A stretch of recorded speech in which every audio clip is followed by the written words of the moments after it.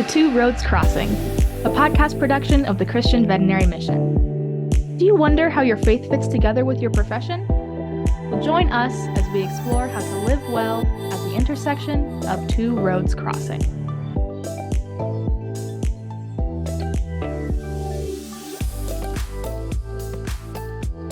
Well, hey there, and welcome to Two Roads Crossing. I am Dr. Barry Schwenk, a veterinarian, a pastor, and your host.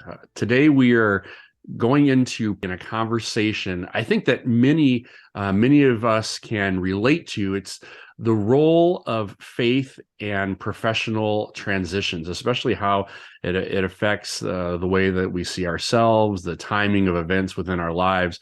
Hopefully this has been a good conversation for you.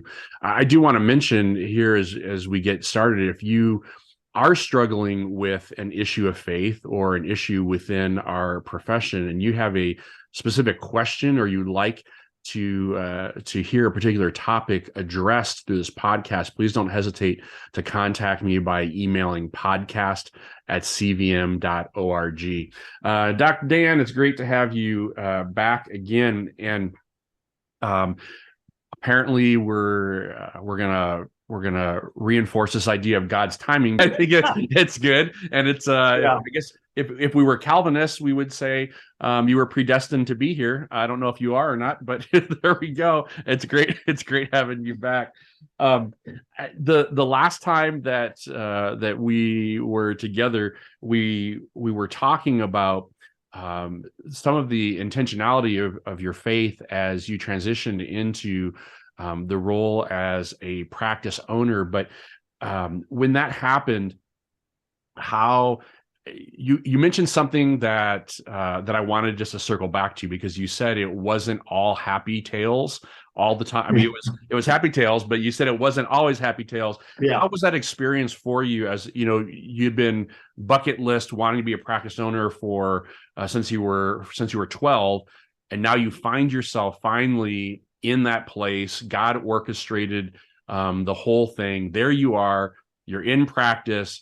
And so the idea that it wasn't all bubbles and giggles, maybe, is it surprising to some, not surprising to some? How was that process for you?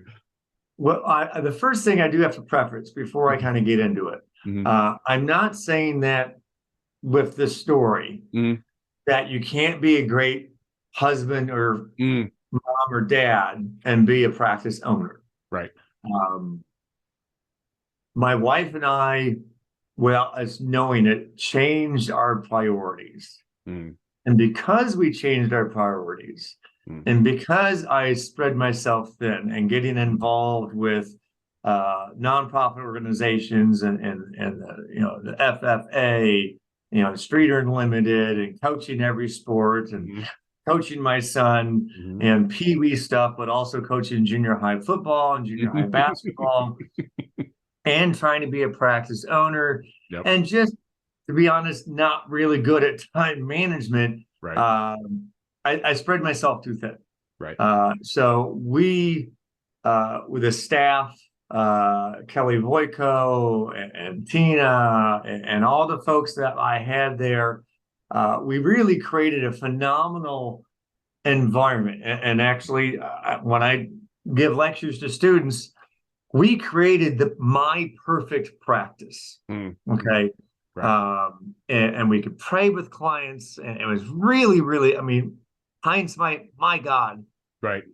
He did phenomenal work through us, changed lives that we know for sure. But all the while, Jenny and I were burning out, especially me, and developing compassion fatigue and burnout. And this is really the first time that I was mature enough in my faith that I wasn't blaming God for it. Right. I didn't know why. In hindsight, it was because of priorities. We put the patients, the clients, the staff, the practice, the business, all at the top priority. And my wife, my new son, and myself were dead bottom last from a priority list. Right. And I think that is a very common thing we do in veterinary medicine. And we think that's the way it's supposed to be. that's the way it was for generations Right. in veterinary medicine. And that's why we have so many angry old vets. Right. I'm not going to say angry. I don't want to upset anyone. Just not super happy older vets. Yeah. Because we do that, and we just don't learn to take care of ourselves. We learn to take care of everyone else. And we always give one more thing. And because of that, I was able to start helping when I teach, hey, learn from my mistakes. And we had great successes. So I do talk about that also. But during this burnout process, I came home one day and I was 2016. So we had the practice for about 6 years. And I made it very clear to my wife that I was no longer the man she married. I was not being the father that I wanted to be. But I was just saying it in passing. Right. And I'm not going to say what comment I said because it's a Christian show. Right. But it became very clear to my wife of like, whoa, this isn't right. And it actually took her and Tina, who was a very good friend of mine at Happy Tales. She was having some issues, and she was in the office. Like the next day, or was the day before, I can't quite remember. And we were talking through some things, and they kind of sometimes referred to me as Grandpa Dr. Dan, even though many of them were older than me. But my door was always open because I was Mr. Fix-It. Right. So they'd have emotional issues, family issues, or whatever, boyfriend, husband, whatever. And I'd be more happy to help out. Once again, giving more without giving back to myself, which you can still give a lot. Right. Kind of hard when you don't take care of yourself, though. Right. So Tina and I were talking, and hopefully I helped, and she's getting ready to leave the room, the office, and she says, Dr. Dan, what the H is wrong with you? Right. I'm like, dude, I just helped you. That's right. That's right. And plus, I'm your boss. What? Right. What are we talking about here? Why didn't you cry? I remember tying back into last time how I'd get emotional. Right. She's like, when's the last time you cried? You're not the same man who bought Happy Tales in 2010. Because she'd been there from the very beginning. Right. And I was kind of pissed. I'm like, what do you mean I'm not the same man? Yeah. And I came back like the next day and told that to Jenny. She's like, dude, I told you, you are not the same guy. Yeah. And that's where the scab was ripped off of, like, looking back, hindsight. It had been like 2 years since I cried. Right. And I'm not going to say I'm a crybaby, but darn close. I wear my emotions on my sleeve. Embrace it. And I hadn't. The euthanasias hadn't gotten to me. And I'm like, wow, this is bad. Right. Okay. Yeah, we need to get out. So 2018, we sold our practice to a corporation. And didn't know what I was going to do because I tried doing some relief. Didn't like that at all. I was just burnt to a crisp, and serious compassion fatigue.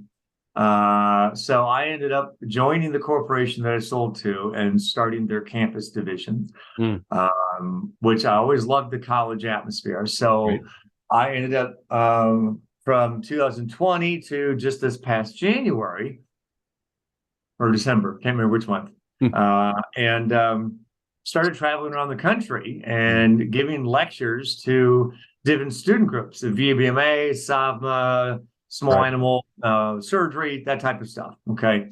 And I found myself having to create all these lectures, and found out I really like giving lectures. Found out I'm actually pretty good at it. I ran into this group called CVF. I'm like, funny. What does that stand for? Funny how that is. And found out this is Christian Veterinary Fellowship. And I think it was at Iowa State, which is now I live right near Iowa State. When we sold our practice, Happy Tales, we moved back to the Des Moines area to help take care of Jen's mom and stepdad. Which the timing from a God standpoint, that's a whole nother podcast there. But we know it was good. We know it was good timing, right? It was an unfortunate occurrence with her stepdad passing away soon after we got here. But we wouldn't have been able to help if we hadn't been here, like 2 months later type thing. Yep. And we're so thankful to be back with Katie and Jamie, who are our best friends from college. And the joy we have to be back here in Iowa is insurmountable. But the challenges that I had experienced over that decade at Happy Tales allowed me to create all these lectures of this is some of the bad things that we did, and these are some of the good things we did. You know, and I was able to kind of give back to these students as next generation of veterinarians and help them learn from the successes and the mistakes. But I have found the CBF group, and I started to say, well, maybe I can do a Christian lecture or two. And the next thing you know, Iowa State, NC State, Florida, Missouri, all these other CBFs are coming out and asking me to do lectures. Ones that many of them I hadn't even reached out to. That just through the CBF CBM, which I really wasn't even really clear on the whole CBM thing. And Dr. Mendoza she's the CBM director for like the Northern Midwest, I believe. I get an email from her saying, "Who are you? And why do all my students know who you are?" I'm like, am I in trouble? Did I do something wrong? You're good. And so we had a great conversation, and that led me to her asking me to speak at Real Life, Real Impacts in Missouri last year, which I was completely honored to do. And I gave a lecture there, and I'd done a mission trip with a church that Jenny and I had joined in Blackstone, Illinois. It was in Streeter, Illinois, Central Church of Christ. Great church, great group. Really loved getting involved with them. Really helped grow our faith during that 10 years. It was our own personal turmoil and hell in some aspects, but also was such a growing personal growth in our faith, and it was great raising our son. So it was like fire and ice during that decade. I mean, it was really just an interesting time. So maybe I do a CBM mission trip. Maybe I'd done one with church. That's how it starts. Yeah, kind of looking. And I was like, ooh, South Africa. That would be cool. And my whole mind is self-serving, because I could do an African safari. Ooh, exactly. That's what I'm thinking of. Okay. So the next thing I know, I also saw this thing for Mongolia. I'm like, yeah, but who wants to go to Mongolia? Who wants to go to Mongolia? I mean, South Africa, yeah, great. But I did honestly look for like 30 seconds at the Mongolia trip, and I saw that it really needed the people, but really did not think of it much. So I'm at Real Life, Real Impact, Missouri last year. Okay. And I meet the person in charge of short-term missions, and I can never remember his name. What's his name? Ryan Jeffers. Ryan Jeffers. Yeah. So Ryan comes up to me after one of the events at Real Life Impact and shakes my hand and says, "You're Dr. Dan." I said, "Yeah." It's like, "I heard you want to go on a mission trip." Not necessarily. I'm like, I never really said that out loud. And then he says, "So if you would want to go to one," and my mind's going, "Oh, I see where he's going." I know where he's going. I know where he's trying. He's trying to lead the conversation. And then he says, "Well, where would you want to go?" And my mind says, "South Africa." Right. My mouth says, "Mongolia." It's like that text message you hit send and go, you're like, no. And I say it, and before I can even correct myself, he goes, "Oh, great! I'll get you to introduce you to someone," and he leaves. Done. And I'm like, "Well, okay, that's not going to lead to anything. That's okay." Right. I said Mongolia. It's not going to lead to anything. That day, I get an email from the Days from Mongolia. Hey, you want to come to Mongolia? Yeah. See, Ryan's in that spot for a reason. He follows up. There's no want to have lunch or something. No, he will schedule lunch with you. That's right. It was from that moment, I'm getting emails from Mongolia, which I'm like, whoa, this is crazy. Cool. Yeah. And it was 90 days later. Oh, wow. I'm in Mongolia. Hey, of course. Why not? Yeah. It's just, and I was like, okay, I've been trying, I tried for so long to go down my path. Right. Oh, yeah. Yeah. And you talked about timing. Yeah. And my timing sucked. Oh, yeah. It's horrible. No. Yep. And God's timing was always right and was almost never on my time. Right. Yep. I would say 100% never on my time. Yep. So this is the first time I'm like, okay, God, you made me say Mongolia. I was trying to say South Africa, and I was really not wanting to go. And Jenny and my son Noah are like, really? Well, Mongolia? And you have to go through Istanbul? Yeah. To get there? Yeah. Not too happy about that, but I was like, God wants me to do it. And that's the first time I think I wholeheartedly believed it. Now, I had said when I was at Happy Tales, when we were failing miserably those first 2 years, I mean, bad. Right. Like 4 appointments in a day. Yeah. Bad. And clients would say, because you got an hour before your next appointment, so how are things going? And I found myself saying hundreds of times, God did not bring us here 5 minutes from the beach to the middle of a cornfield to fail. Right. It's going to work out. Right. I think I was saying it enough times to make myself feel better. I don't know whether I was really believing it. Okay. Yeah. Oh, no, by the way, that's when you know your wife really loves you, is when you take her from the beach and take her to the cornfield. And she trusted me. She trusted God. She's like, we'll go. Yeah. But I trusted God that this is where he wants me to go. I did spend a day and a half in the Istanbul airport. That's a whole nother conversation. Thank you, O'Hare.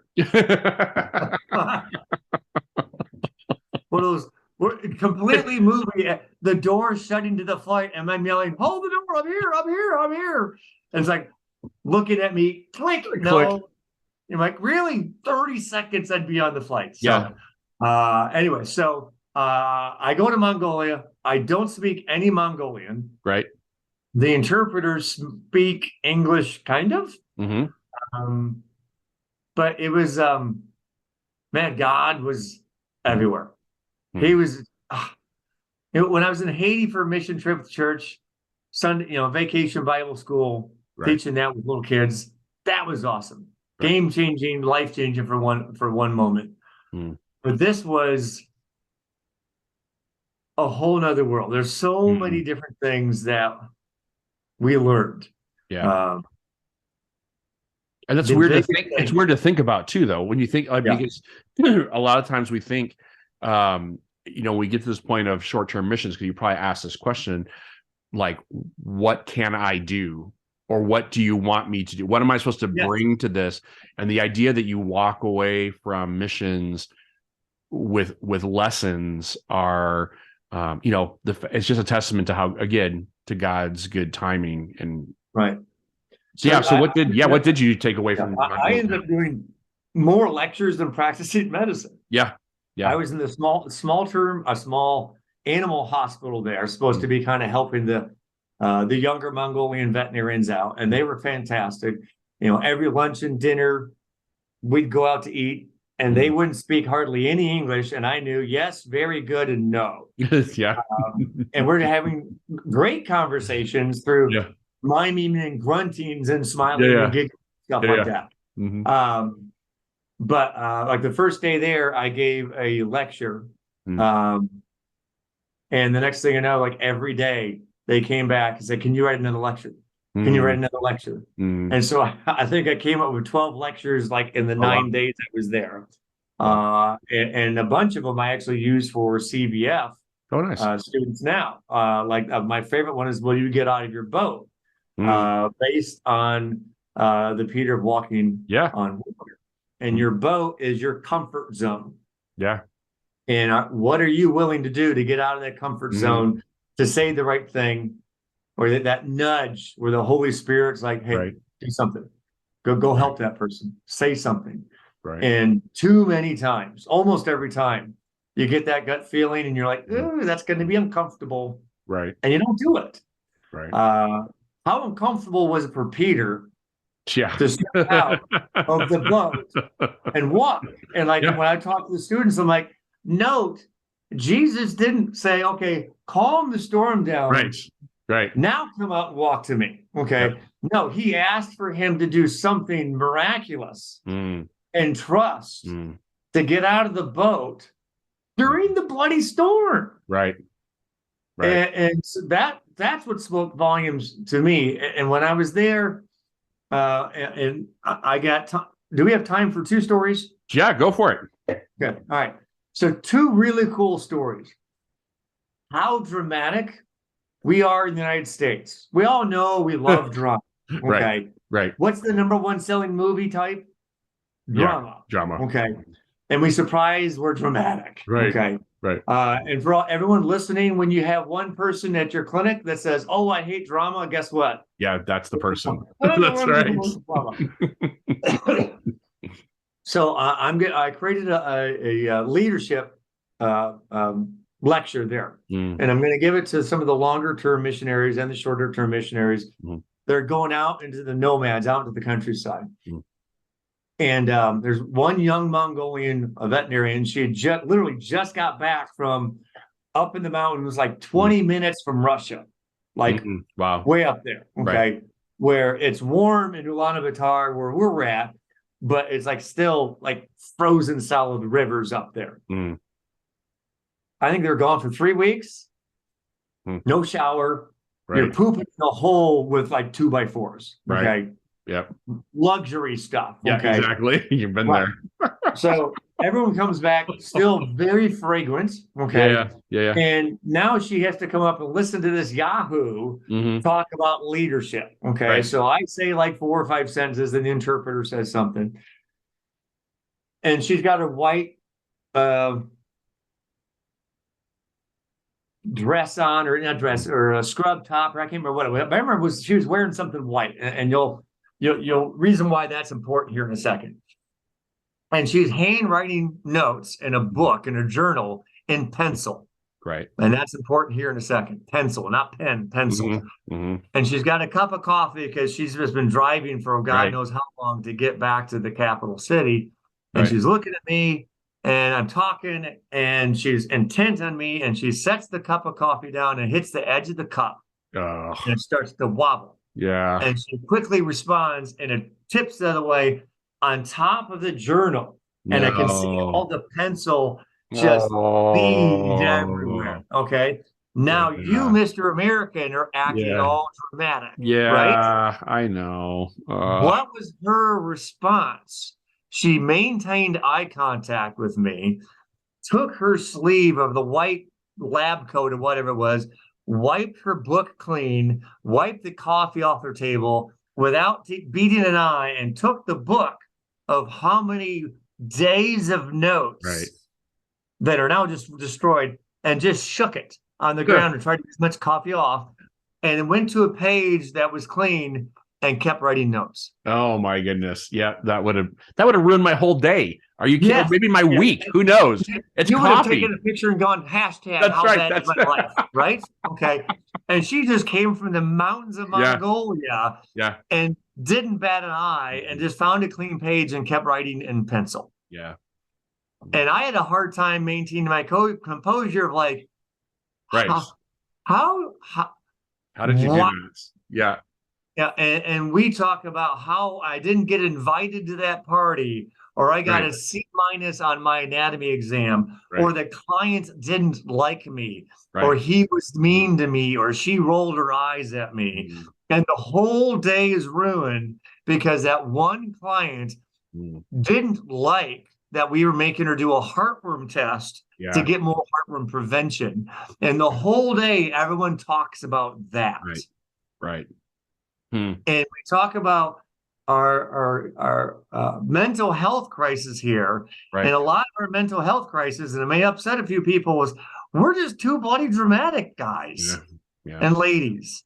My gosh. I mean, spend some time in a third world country and realize how easy we have it here and how Instagram, Twitter, Facebook world we are is just toilet bowl down the world because everything is just so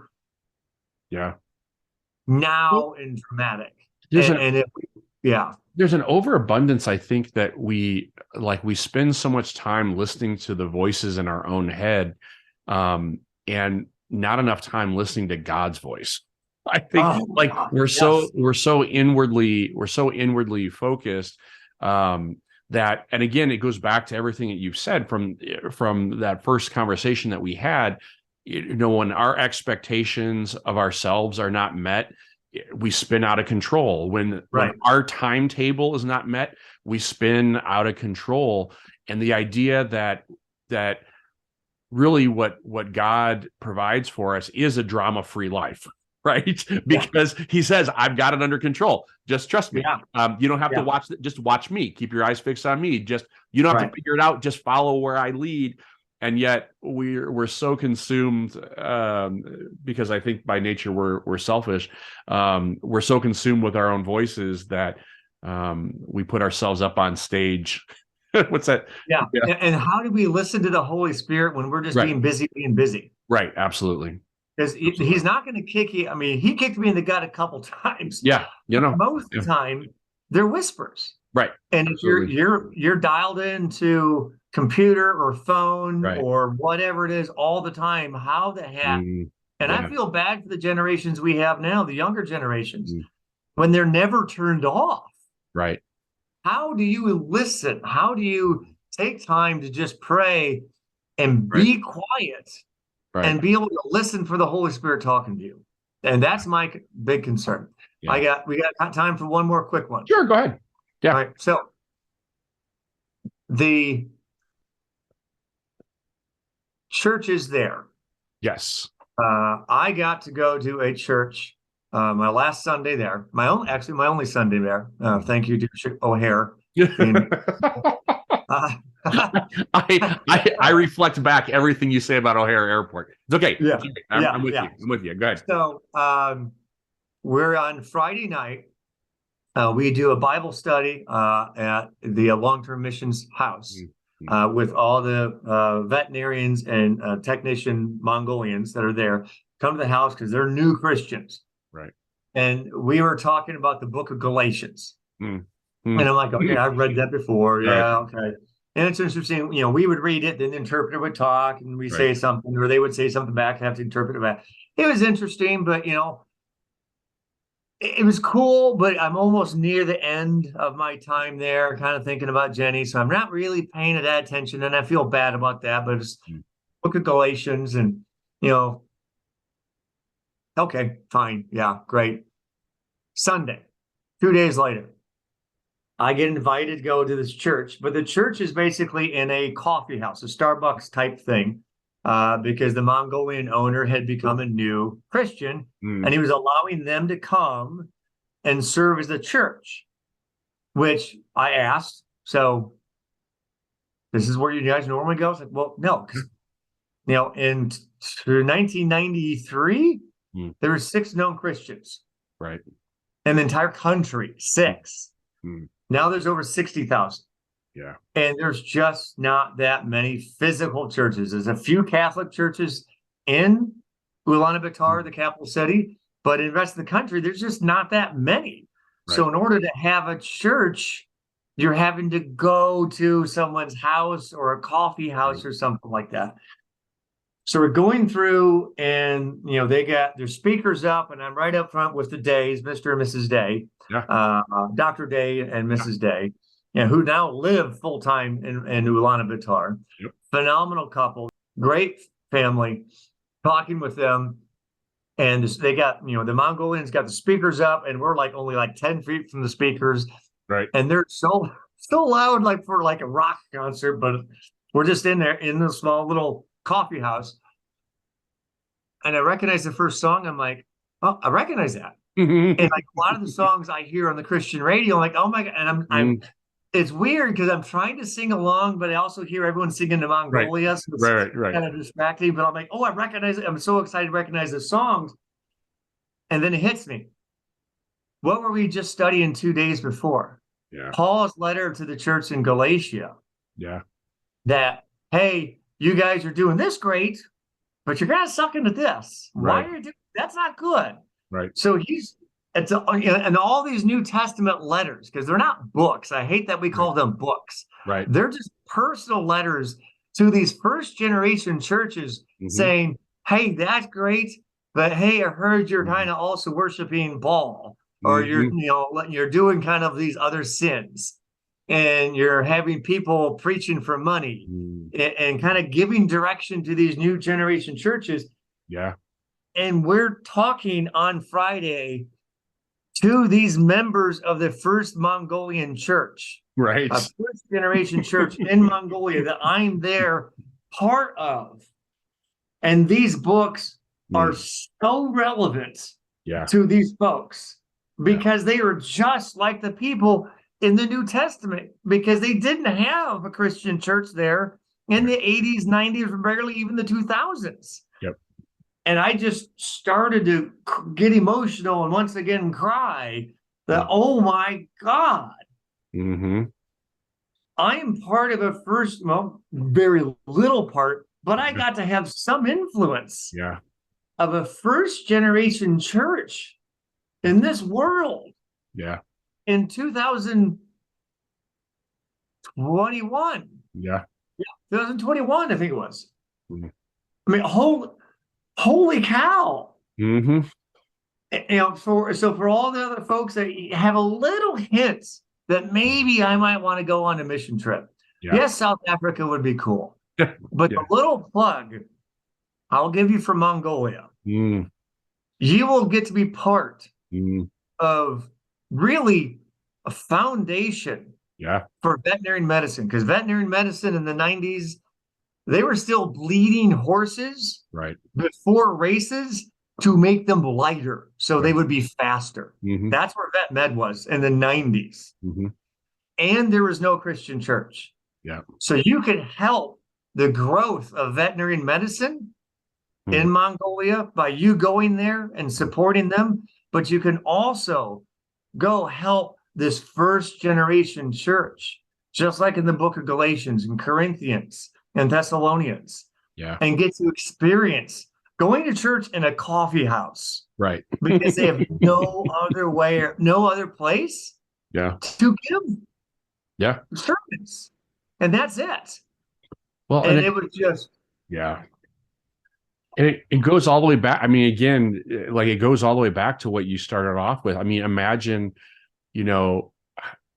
if you'd been living according to your timing and not God's time, you would have missed out on all of that. What a huge blessing to see where God leads you and allow, God's working overtime. Right.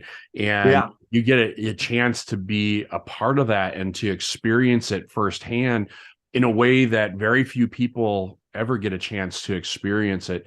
When we take out our Bibles and, we quickly read through and what is this and what is this? But when you start seeing flesh and blood attached to it, you're immersed in it, you see how intimate those letters of Paul are to the first, to those first generation churches, and how loving and caring and tender he is about making sure that they start off on the right foundation. And what a huge responsibility it is to each and every one of us, even as we come, in contact with folks that are coming to Christ, the role that we have to be a part of laying that foundation is so crucial. And imagine again how none of that would have been possible if God hadn't allowed you to go through all those trials and tribulations and all that suffering, and all those challenges. And it ties into that. Will you get out of your boat? Will you get out of your boat? Yeah. Because Paul, many of these letters, where was Paul at? In prison. He's in prison. Yeah. Right. So Paul didn't let the trials in his life stop him from still doing his job of testifying to the glory of God's grace. Neither did Peter when he was in the boat. Like we said, Jesus didn't calm the waters down. Yeah. He called him out with the storm. Yep. So God wants to do miraculous things. He wants to work through us. Yeah. And to be honest, the only time he's really worked through me is during some really difficult trials. In the middle of the storm. In the middle of the storm, in the middle of prison. That's where he, going to Mongolia was not where I wanted to go. Yeah. And it was, I'm not going to say it was easy. Right. Because, most of the time I couldn't understand a word anyone was saying. Right. The time at Happy Tales. Yeah. Was joyful and really difficult all at the same time. Right. But it is really, and many times you're not going to know you made a difference. Right. Most of the time you don't. Yeah. But you know what?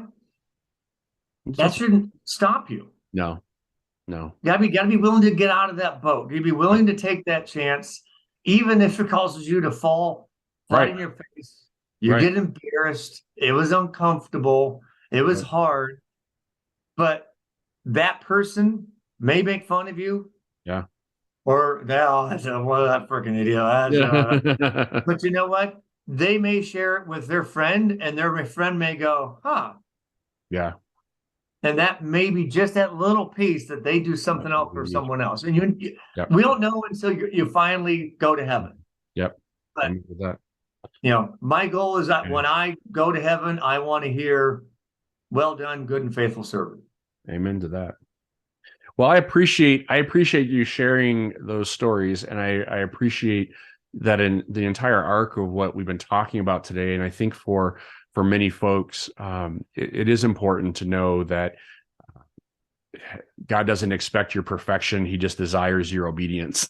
And we just have to kind of get out of our own way, get out of our comfort zone, get out of our boat, and we'll see that God is doing wonderful things. And I appreciate, Dan, being able to your willingness to share your story, because I think that it's clear to see how all those transitions happened and how faith in various stages God used those circumstances to help grow your faith and also to lead you to where you are today. And certainly I would conclude by saying that He's not done with you yet. So that's the thankful thing, is that we're all works in progress.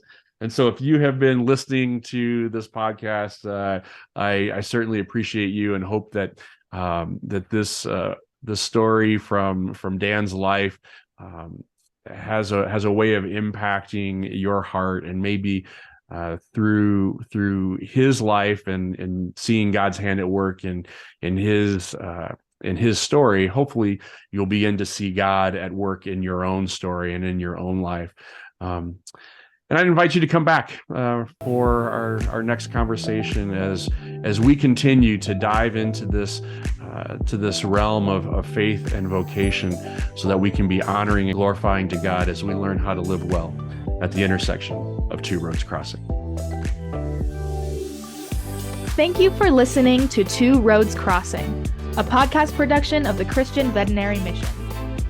If you were blessed by this content, like and subscribe so that you are alerted when new content is released. If you would like more information about CVM, or if you have questions, comments, or topical suggestions, you can find us online at www.cvm.org. Or you can contact us by emailing podcast@cvm.org. God has a plan for the nations, and that plan includes you. We pray that CVM has encouraged you to live out your calling with confidence and competence. So, until next time, may the voice of the shepherd ring loud and clear as you follow him in faith to the intersection of two roads crossing.